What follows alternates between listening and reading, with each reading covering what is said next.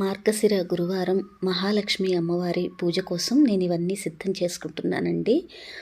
చిట్టి గాజులు, ముత్యాలు, పగడాలు, పచ్చలు ఇవి నా దగ్గర ఉన్నవి. అలా ఏదో నా తృప్తికి అలా చేసుకోవాలనిపించింది, సిద్ధం చేసుకుంటున్నాను. అలాగే కాయిన్స్, నాణేలండి. వాటితో పాటు తామర గింజలు. ఇవి మొదటిసారి నేను పూజకి వాడుతున్నా అండి. ఇంతకుముందు నా దగ్గర లేవు తామర గింజలు. ఇప్పుడే నేను మొదటిసారి వాడడం అనమాట. అలాగే వెండి పూలు.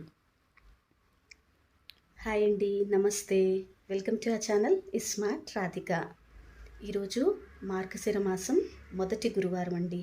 మార్గశిర మాసంలో గురువారం రోజు మహాలక్ష్మీదేవికి పూజ చేస్తాం కదా. సో నేను కూడా పూజ చేసుకోవాలని అంతా ప్రిపేర్ చేసుకున్నాను. అయితే ఇంకోటి ఏంటంటే ఈరోజు మా పైన అయ్యప్ప ఉన్నారు అని ఈ మధ్య నేను మీకు వీడియో షేర్ చేశాను కదా, పడి పూజ చేసుకున్నారు అని. ఆ స్వామికి ఈరోజు గుడిలో ఇరుముడి ఉందండి, రమ్మని చెప్పారు. అందుకని ముందైతే ఇరుముడికి వెళ్ళి ఒకసారి నమస్కారం చేసుకుని వచ్చి తర్వాత ఇంట్లో పూజ చేసుకుంటాను. ఇప్పుడైతే గుడికి వెళ్తున్నాను. మీకు కూడా వీలైతే ఆ ఇరుముడి వీడియో ఏదైనా నేను తీయగలిగితే షేర్ చేస్తా అండి. నేను గుడికి వెళ్ళేసరికి ఇరుముడి కార్యక్రమం అయితే దాదాపుగా పూర్తయిపోయిందండి. ఆయనే మా ఫ్లాట్స్లో స్వామి అండి, అయ్యప్ప దీక్ష మాల వేసుకున్న స్వామి, రఘురామ్ స్వామి. నాకు నిన్ననే చెప్పారనమాట, ఇరుముడి ఉంది తప్పకుండా రావాలని. అయితే మా పెద్ద బాబుని ముందు పంపించాను, నాకు ఇంట్లో పని కాలేదని. వాడు చక్కగా చూశాడు.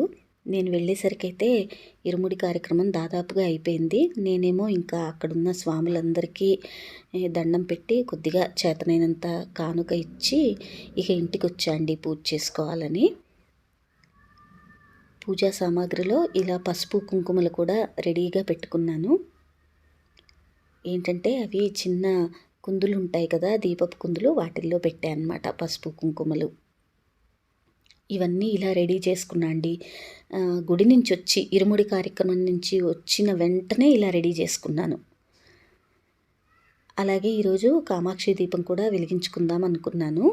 అమ్మవారి పూజ కదా, శుక్రవారం కాదు అయినా కానీ ఈరోజు కూడా చాలా మంచి రోజు, విశేషమైన రోజు.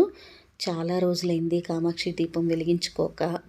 అందుకని కామాక్షి దీపం ఈరోజు వెలిగించుకుందామని ఇలా గంధం, కుంకుమ బొట్లతోటి కామాక్షి దీపాన్ని అలంకరించుకుంటున్నాను. తర్వాత దీపపు కుందులు ఉన్నాయి కదా, వాటికి కూడా గంధము, కుంకుమలతో అలంకరించుకొని అన్నిటినీ ఇలా అయితే సిద్ధం చేసుకుంటున్నాను. ఇవన్నీ ఏంటంటే ఇప్పటికిప్పుడు నాకు తోచిన ఆలోచన అన్నమాట.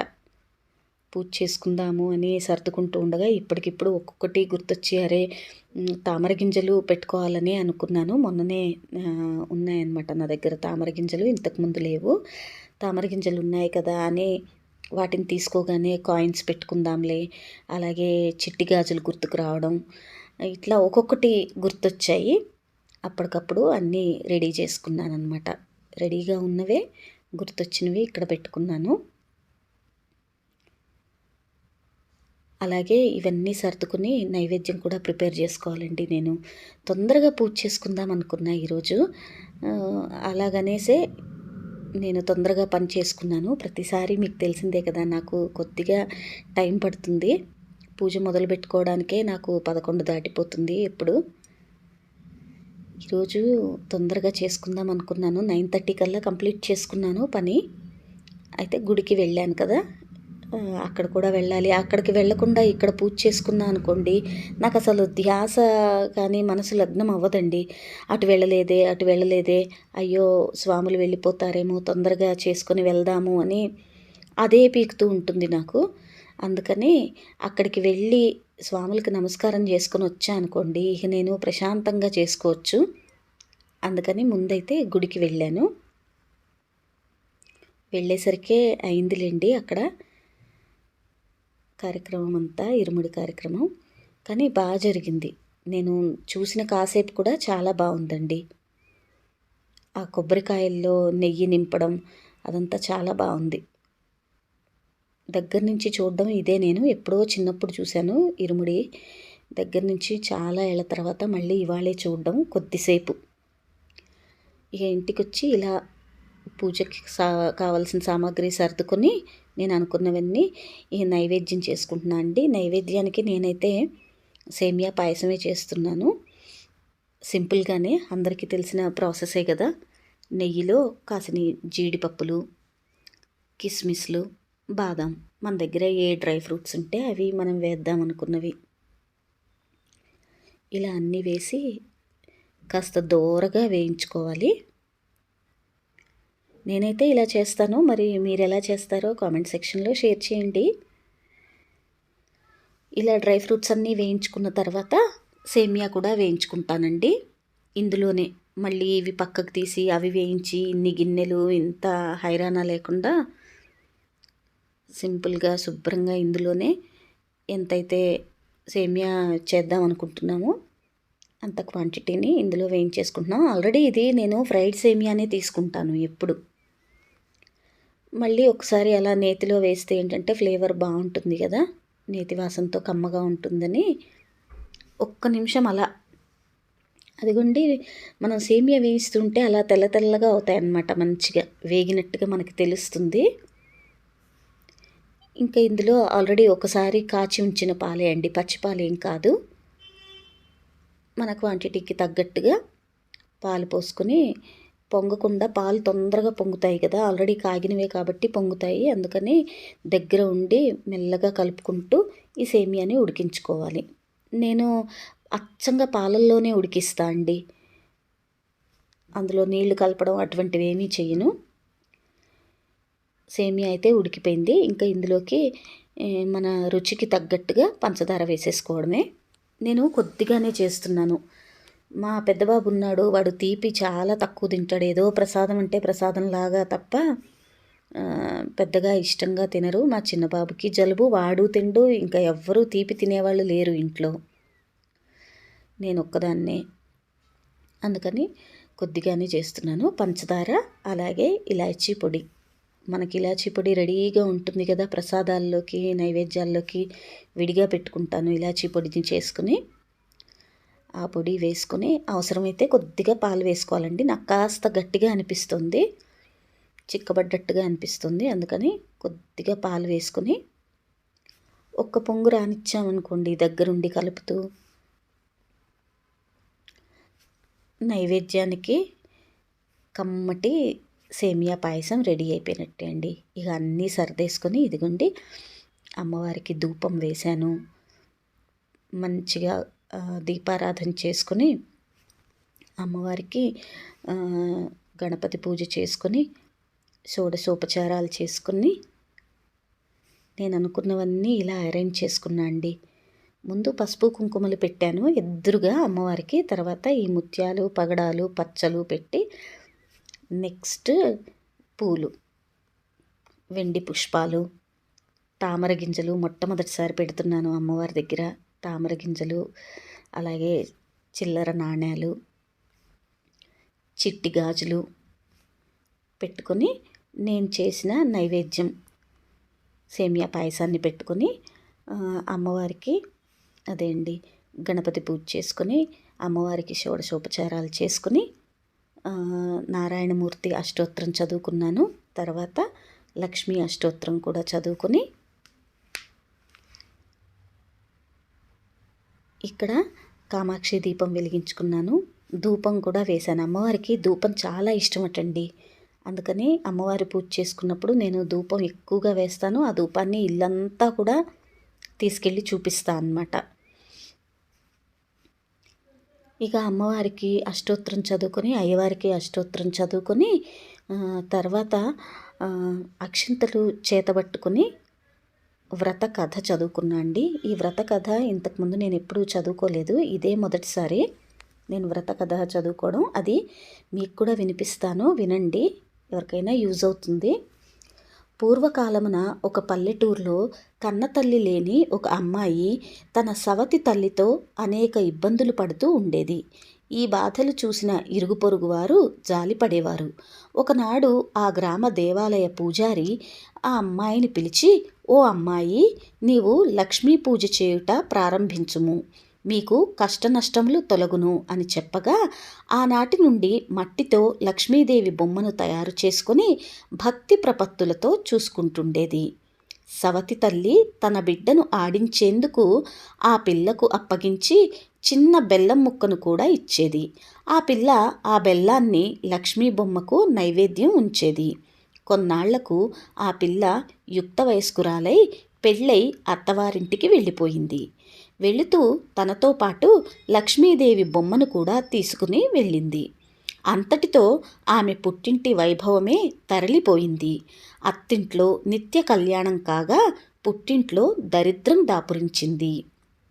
ఆ విషయం తెలిసిన ఆ అమ్మాయి వెంటనే తమ్ముణ్ణి పిలిచి ఒక చేతి కర్ర నిండా వరహాలు నింపి అతని చేతికిచ్చి ఇంటికి చేరవేయమని చెప్పింది. కానీ ఆ కర్రను అతను మార్గమధ్యంలో పోగొట్టుకున్నాడు. కొన్నాళ్ల తర్వాత తమ్ముడు మళ్ళీ వచ్చి మనిల్లు ఎప్పటిలానే దరిద్రంగానే ఉంది అని చెప్పగా అతనికి ఒక చెప్పుల జోడు నిండా వరహాలు పోసి నాన్నకు ఇవ్వమని చెప్పింది. దాన్ని కూడా అతడు ఎక్కడో పోగొట్టుకుని ఇంటికి చేరాడు. మళ్ళీ ఒక గుమ్మడికాయ నిండా రత్నాలు పోసి తమ్ముడికి ఇచ్చి అమ్మకివ్వమని చెప్పింది. అది కూడా పోగొట్టుకున్న తమ్ముడు తన దురదృష్టాన్ని తిట్టుకుంటూ ఇంటికి చేరాడు. కొన్నాళ్ల తర్వాత భర్త అనుమతిపై పుట్టింటికి వెళ్ళింది ఆ అమ్మాయి. తన సవతి తల్లితో, అమ్మా, ఈరోజు లక్ష్మీవారం కదా, లక్ష్మీదేవి వ్రతం నోచుకుందాం, నువ్వేమీ తినకుండా ఉండు అని చెప్పింది. తల్లి సరేనని చెప్పి చంటి పిల్లలకు చద్దెన్నాలు పెడుతూ తాను కూడా ఒక ముద్ద తిన్నది. తన కూతురికి ఆ విషయం తెలియడంతో, సరేలే, వచ్చే వారం నోచుకుందాం, ఆ రోజైనా జాగ్రత్తగా ఉండు అని చెప్పింది. ఆ రెండవ లక్ష్మీవారం నాడు పిల్లలకు తలంట్లు పోస్తూ ఆ తల్లి మిగిలిన నూనెను తలకు రాసుకుంది. సరేలే, మూడో వారం నోచుకుందువు గాని అప్పుడైనా జాగ్రత్తగా ఉండు అని చెప్పింది. తల్లి మూడో వారం, నాలుగో వారం కూడా ఏదో రకంగా వ్రత నియమాలను ఉల్లంఘించడంతో చేసేదేమీ లేక అసహనంతో ఐదో లక్ష్మీవారం అయినా నిష్టగా ఉండి పూజ చేయకపోతే మీ దరిద్రం ఇలాగే ఉంటుంది అని కాస్త హెచ్చరించింది. ఆ రోజు రాగానే తల్లి కొంగును తన కొంగుకు ముడివేసుకుని తల్లితో వ్రతం చేయించింది. కూతురు పూర్ణం బూరెలు నివేదించగానే మహాలక్ష్మి స్వీకరించింది. కానీ తల్లి పెట్టినవి మాత్రం స్వీకరించలేదు. అమ్మాయి, నీ చిన్నతనంలో నువ్వు నా బొమ్మతో ఆడుకుంటుంటే నీ సవతి తల్లి నిన్ను చీపురుతో కొట్టింది. ఆడపిల్లలు సిరికి ప్రతిరూపాలు, అందువల్ల మీ అమ్మ నైవేద్యం తీసుకోలేదు అని చెప్పగా ఆ అమ్మాయి తన తల్లితో అమ్మవారికి క్షమాపణ చెప్పించగా అప్పుడు అమ్మవారు నైవేద్యం ఆరగించి ఆ ఇంట్లో సుఖ సంతోషాలు, సిరి సంపదలు వర్ధిల్లుతాయని వరమిచ్చి అంతర్ధానమైంది. కథ చదువుకున్న తర్వాత కథాక్షింతలు వేసుకుని మంగళహారతి ఇచ్చాండి.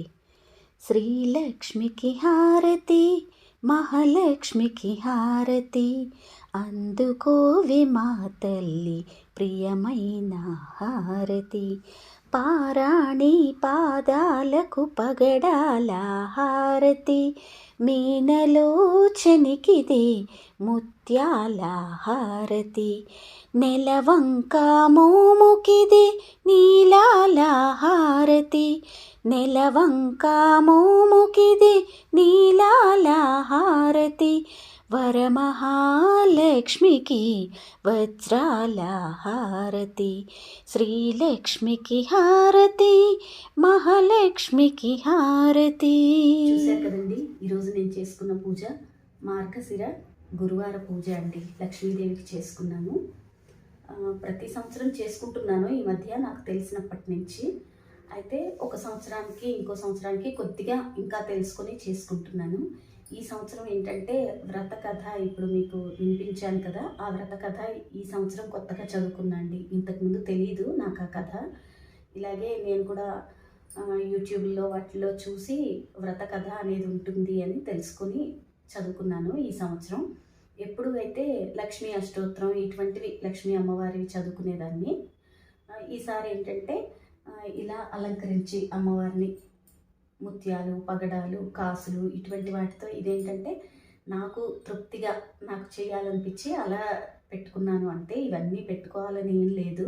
జస్ట్ నా ఆలోచనకి అలా అనిపించి పెట్టుకుందాము అని అనిపించి చేసుకున్నాను. మనం మామూలుగా అయితేనేమో ఏదైనా నైవేద్యం పెట్టుకొని చేసుకుంటాం కదా, అది కూడా బెల్లం అన్నం, పరమాన్నం అంటాం కదండి, అది చేస్తాము అమ్మవారికి. అయితే ఈరోజు గురువారం నేను రైస్ది తీసుకోను. అందుకని ఇంత చేసి అమ్మవారికి నైవేద్యంగా పెట్టింది నేను ప్రసాదంగా తీసుకోవాలని అనిపిస్తుంది కదా. మళ్ళీ నేను రైస్ తినను అనే నియమం నాకు ఉంది కాబట్టి ఆ సందేహంతో నేను ఏంటంటే సేమియా పాయసం చేశాను అనమాట. ఎవరిని అడిగి తెలుసుకొని చేసింది కాదు, నాకు అనిపించి పరమాన్నానికి బదులు సేమియా పాయసం చేద్దాము అనిపించి చేశాను. జనరల్గా అయితే అండి బెల్లం అన్నం అమ్మవారికి నైవేద్యంగా చేస్తారు. మీరు ఎవరైనా మళ్ళీ వారం చేసుకోవాలి అనుకుంటే ఇలా బెల్లం అన్నం చేసుకోవడం శ్రేష్టం అండి. ఎవరికైనా కథ నాలాగే తెలియని వాళ్ళు ఎవరైనా ఉంటే తెలుస్తుంది అని కూడా చెప్పానన్నమాట. ఇదండి ఈరోజు నేను చేసుకున్న మార్గశిర లక్ష్మీవార పూజ. మిగిలిన వారాలు కూడా ఇలాగే చేసుకుందామని అనుకుంటున్నాను. చూద్దాము, చేసుకుంటే తప్పకుండా నేను అప్లోడ్ చేస్తాను. అమ్మవారి కటాక్షం ఎలా ఉందో, ఎలా ప్రాప్తం ఉంటే అలా జరుగుతుంది కదా పూజ. నేనైతే చేసుకుందామని అనుకుంటున్నాను.